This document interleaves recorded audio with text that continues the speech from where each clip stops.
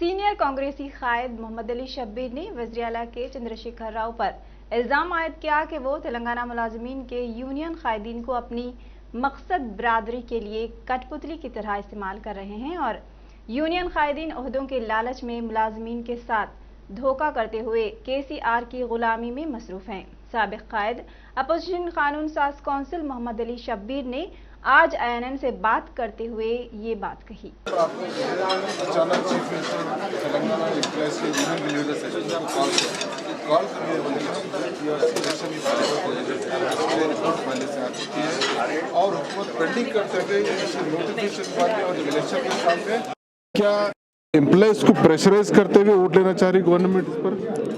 ये सरासर election code के खिलाफ वर्जी है और चीफ मिनिस्टर साहब जानबूझकर कुछ एम्प्लॉइज़ के यूनियन के लीडरों को ख़रीद लिए हैं।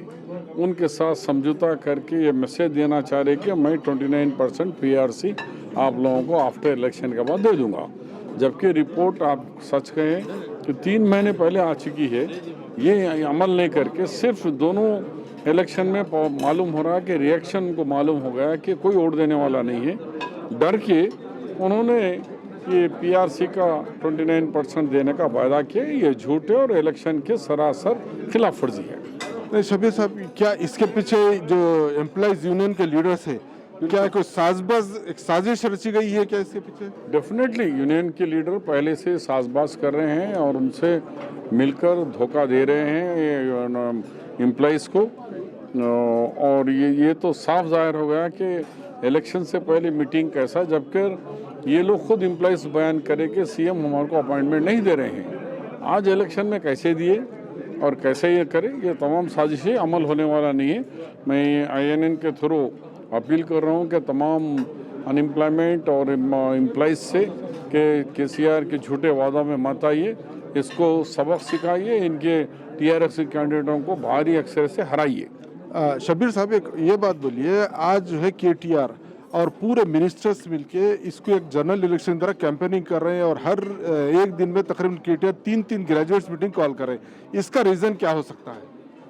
ये डरे हुए हैं। पता चल गया कि ग्रेजुएट्स और नौजवान जिस तरीके से तेलंगाना का जो 6 डिस्ट्रिक्ट थे, खुद सिद्दीपेट डिस्ट्रिक्ट, पुराने अगर मेदक, निज़ामाबाद, आदिलाबाद, करीमनगर में जीवन रेड्डी को भारी अक्सरियत से जिताए, TRS को हराए, यहाँ भी वही हाल होने वाला है समझकर उन्होंने अपने सारी फौज को, अपने सारे सरमायादारों को शराब से, पैसे से, लिकर से, हर ताकत से उन्होंने उतरे, लेकिन फिर भी उसके बावजूद भी रिजल्ट उनके मुआफ़िक नहीं रहेगा, उनके खिलाफ आएगा। नहीं शबीर साहब, एक क्वेश्चन शबीर साहब, ये बोलिए, ये क्या यूनियन के लीडर 7 साल से हुकूमत को देख रहे हैं, हुकूमत उनके साथ किस तरह कोऑपरेशन कर रही है, क्या कर रही है, उसके बावजूद फिर जाके झुकने रीज़न क्या हो सकता है? साफ कह दिया ना मैं कि लीडर्स उनको क्या क्या लालच दिया गया है, उनको किस तरीके से लालच दिया गया वही जानते हैं कि अब एम्प्लॉइज़ को होशियार होना चाहिए,